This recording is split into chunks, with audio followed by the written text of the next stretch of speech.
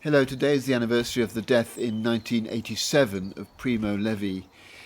He was a survivor of the concentration camps and wrote about his experience. He was taken to the camps from Italy. There were 650 people in the transportation that took him there. Only 20 of those emerged alive at the end of the war. And he memorialized the experience that he had and others had in his books. In particular, he mentions his friend Lorenzo Peroni. Lorenzo wasn't an inmate. He was someone who was forced to work in the camps. He too was an Italian, and he was contracted, but under very strict terms and harsh terms, but contracted to work in the camps. And he and Primo Levi got to know each other. Levi recognized the Italian being spoken by Lorenzo, and they hit it off. But they didn't talk a lot. Primo Levi describes Lorenzo as a very quiet man, but he says Lorenzo saved me, because Lorenzo would bring to Levi some bread, maybe some sugar.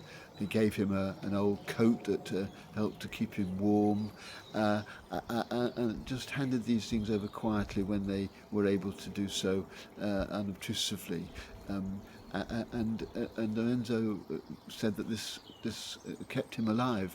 But he said what kept him alive in a much more significant way was the fact that the actions of Lorenzo reminded him of his own humanity in a situation where the Nazis were trying to drum out from all the inmates of the concentration camps any sense of their own humanity.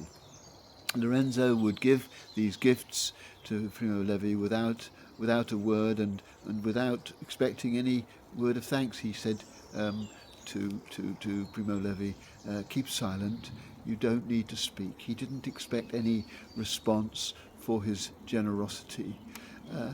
And indeed, later, because they became friends after the war, he said to Levi, why are we in the world if not to help each other?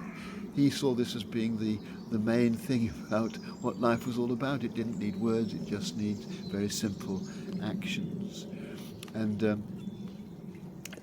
Levi says, thanks to Lorenzo, I managed not to forget in the camps that I am myself a man. And it's true, I think, that for us, the meaning of our lives can often be, as it was for Levi, simply to help others. But also I think we need to be aware that if we do that, it isn't just the practical help and support that we can offer. By being so thoroughly human ourselves in our generosity, we're helping other people, we're reminding other people what it is to be human, and to helping them to sustain their own humanity in experiences which often threaten to undermine that. We probably wouldn't have the arrogance to suggest that our own humanity is helping others to remember that they're human, but that might well be true.